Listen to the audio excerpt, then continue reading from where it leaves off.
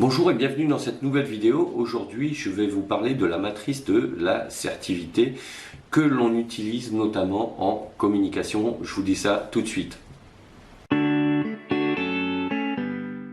Alors, de quoi s'agit-il quand on parle de matrice de l'assertivité? Puisque on parle souvent d'assertivité, mais il faut savoir que on peut la placer dans une matrice qui reprend 4 comportements. Donc, on va avoir en haut à droite l'assertivité, en haut à gauche, on va avoir la manipulation. Alors, quand on parle de manipulation, ça se rapporte plutôt à l'aspect négociation. Ensuite, en bas à gauche, on va avoir ce que l'on appelle la fuite. Alors, il ne s'agit pas de partir en courant spécialement, mais plutôt d'essayer de botter en touche pour ne pas répondre ou faire face à une situation. Et en bas à droite, on va avoir l'agressivité. Donc là, c'est pour faire face à quelqu'un d'agressif en face de soi. Et c'est la dernière solution à utiliser en cas de force majeure, j'allais dire, mais à éviter dans tous les cas. Alors, c'est sûr que le meilleur comportement, que vous soyez vendeur, que vous soyez formateur, agent dans le public par exemple, que vous avez donc affaire à des interlocuteurs, des clients, des patients ou des usagers comme on dit. Donc à partir de là, vous allez être confronté forcément à ces 4 types de comportements, en sachant que l'assertivité en général, elle est quand même très peu répandue. Et j'allais dire, c'est pour cette raison que c'est souvent quand vous êtes, la personne centrale dans un contexte ou une situation qui devait maîtriser cette situation-là, mais les gens ont très peu ce comportement. D'où la vidéo que j'ai déjà faite sur le sujet pour vous expliquer comment faire face à des situations un peu compliquées en communication. Alors l'assertivité, comme je l'ai déjà dit dans d'autres vidéos, c'est savoir rester neutre. Ça ne veut pas dire que vous n'avez pas un avis, mais ça veut dire que vous entendez, vous écoutez l'avis de l'autre, vous ne remettez pas en cause ce qu'il dit, ce qu'il pense et ce qu'il fait, mais en revanche, vous restez aussi ferme sur vos positions de manière, dire diplomate et pédagogique, sans vous laisser faire non plus. Donc voilà en quoi consiste le comportement de l'assertivité. Vous restez basé sur des faits et non sur des opinions. Parce que les opinions, à ce moment-là, vous allez rentrer dans des débats qui risquent d'être interminables. Et si c'est dans le cas d'une situation professionnelle et même personnelle, soit vous avez du temps devant vous, et à ce moment-là, il n'y aura pas de souci. Mais bon, en général, dans le cadre professionnel, si vous n'avez pas le temps, le mieux c'est de couper court. Surtout de la mauvaise foi quand c'est le cas en face de soi. Ensuite, vous allez avoir la manipulation.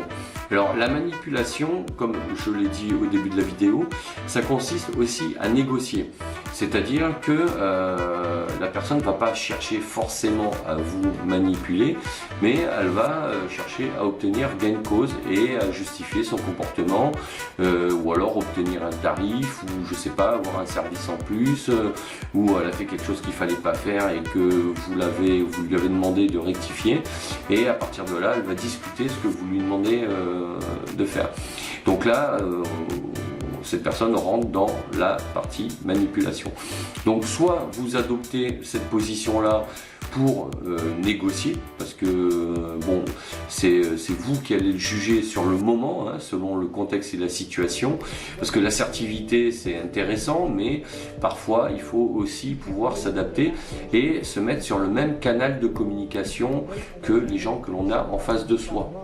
Si vous avez quelqu'un en face de vous qui est dans la manipulation, mais que vous sentez un peu rigide et pas très loin du comportement de l'agressivité, et que vous êtes assertif, vous allez la faire basculer dans l'agressivité. Donc comme c'est ce que vous souhaitez éviter, vous allez vous mettre sur son canal de communication et utiliser le même comportement. Donc vous allez l'écouter, vous allez discuter avec elle et vous allez utiliser ce principe-là de la négociation et de la manipulation, mais dans le bon sens.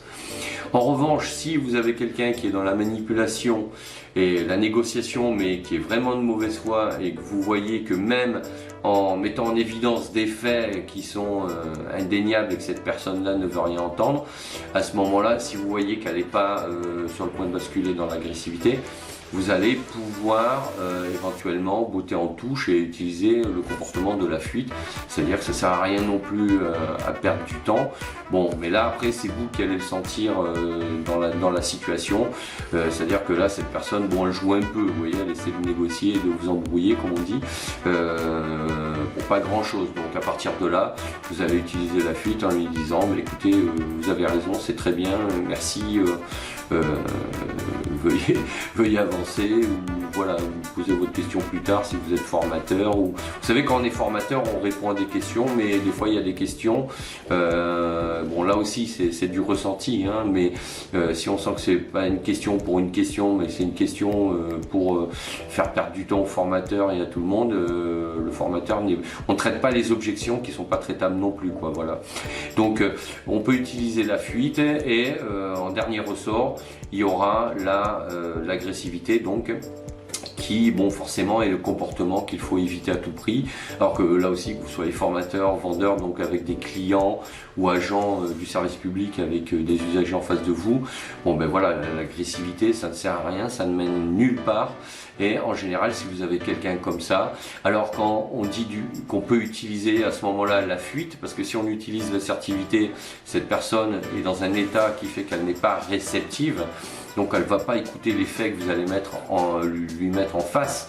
Elle va pas, voilà, elle va pas vous écouter et elle va pas être d'accord avec vous forcément, puisqu'elle s'est renfermée dans son comportement agressif. Donc à ce moment-là, vous pouvez adopter le comportement de la fuite pour laisser retomber le ballon de baudruche, c'est-à-dire que la personne, une fois que sa colère sera passée, comme un ballon de baudruche, sa colère va se réduire à néant, et là à ce moment-là vous allez pouvoir passer en mode manipulation de négociation pour la calmer, essayer de lui montrer que vous avez entendu son message, que vous la comprenez et que même si vous ne pouvez rien faire, ça ne sert à rien qu'elle s'énerve.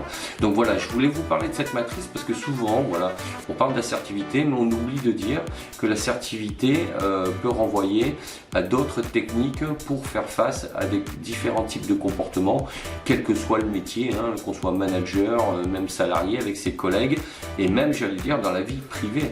Dans la vie privée, au quotidien, on croise des gens qui ont ces 4 types de comportements. Donc c'était pour vous faire prendre conscience de ça. Alors, je vous pose la question, est-ce que vous connaissiez donc cette matrice-là? Est-ce que vous êtes confronté à ce genre de comportement au quotidien? Et est-ce que vous avez suivi des formations? Et est-ce que vous utilisez une des méthodes ou l'autre pour gérer ce type de relation avec les autres?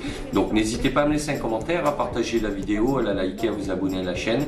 Sachez que vous pouvez également télécharger gratuitement sur mon blog Cap sur vous, mon livre Accomplissez-vous, qui vous parle de développement personnel pour développer votre estime de soi, confiance en soi et comment s'affirmer avec pédagogie. D'ici là, il ne me reste plus qu'à vous dire à bientôt pour d'autres vidéos. Ciao, ciao!